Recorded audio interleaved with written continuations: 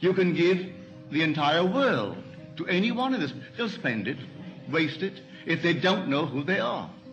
But tell him who he is, and he doesn't need anything more than the knowledge of who he is and the application of that knowledge.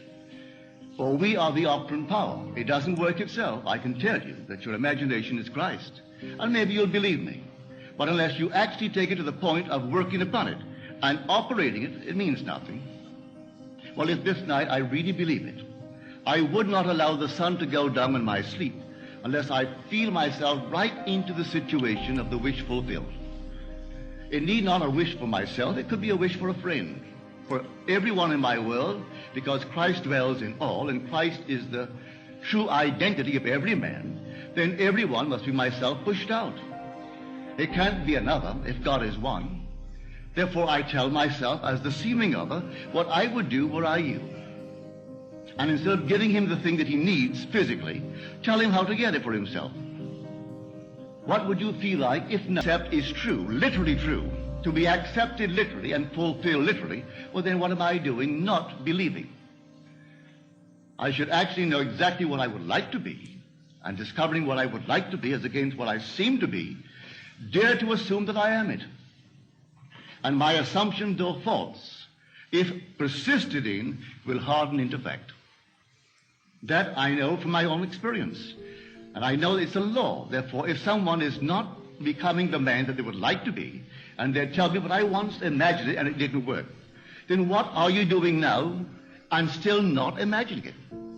If imagining creates reality, what are you imagining? For if Christ is the only creative power in the universe, and I identify him with my own imagination, well, then my imagination is creating reality. So what am I imagining? Pick up the morning's paper, and I'm fed with everything I should not feast upon. All the horrors of the world, all the negative states of the world. After having read it for an hour, then I must either regurgitate or in some strange way rub it out, because I can't go through life feeding upon such nonsense. But if I really know what I want, what you want, what we want, and persuade myself that we have it, if my premise is sound, that imagining creates reality, I should, in the not-distant future, hear you tell me that it's worked for you, and the other one tells me, and I in turn tell you, and go through life sharing this marvelous news with others.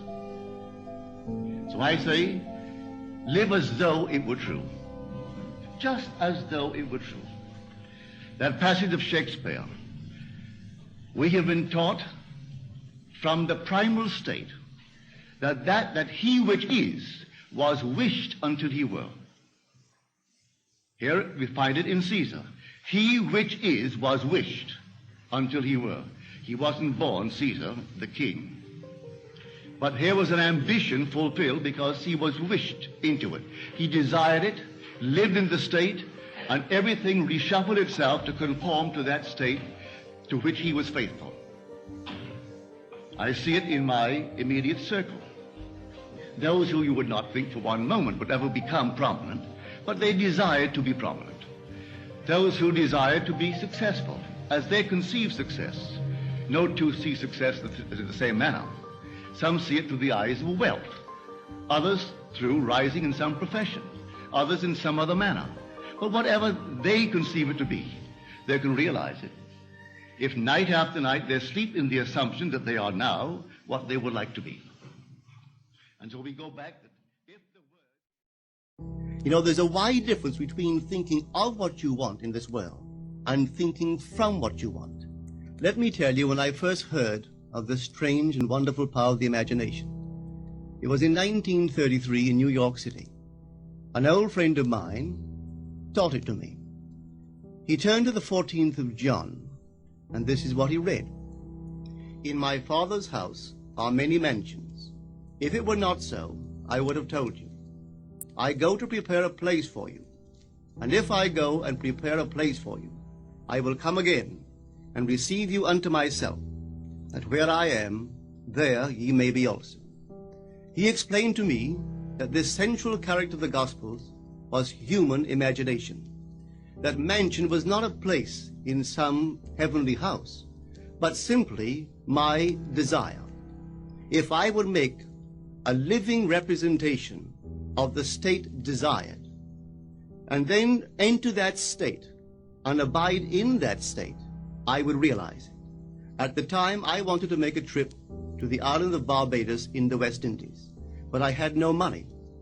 He explained to me that if I would that night, as I slept in New York City, assume that I was sleeping in my earthly father's house in Barbados, and go sound asleep in that state, that I would realize my trip. Well, I took him at his word and tried it. For 1 month, night after night, as I fell asleep, I assumed I was sleeping in my father's home in Barbados. At the end of my month, an invitation from my family came, inviting me to spend the winter in Barbados. I sailed for Barbados the early part of December of that year. From then on, I knew I had found this Savior in myself. The old man told me that it would never fail. Even after it happened, I could hardly believe that it would not have happened anyway. That's how strange this whole thing is. On reflection, it happens so naturally. You begin to feel or to tell yourself, well, it would have happened anyway, and you quickly recover from this wonderful experience of yours. It never failed me if I would give the mood, the imagined mood, sensory vividness. I could tell you unnumbered case histories to show you how it works. But in essence, it's simple. You simply know what you want. When you know what you want, you are thinking of it. That is not enough. You must now begin to think from it. Well, how could I think from it? I am sitting here, and I desire to be elsewhere. How could I, while sitting here physically, put myself in imagination at a point in space removed from this room and make that real to me? Quite easily.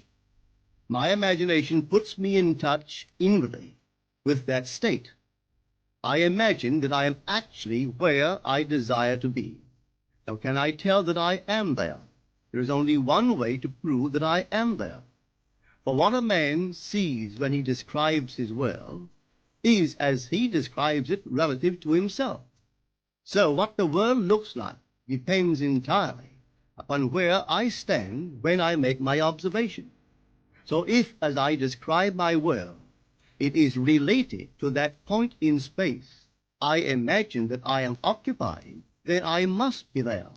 I am not there physically, no, but I am there in my imagination, and my imagination is my real self. And where I go in imagination and make it real, there I shall go in the flesh also. When in that state I fall asleep, it is done. I have never seen it fail. So this is the simple technique on how to use your imagination to realize your every objective.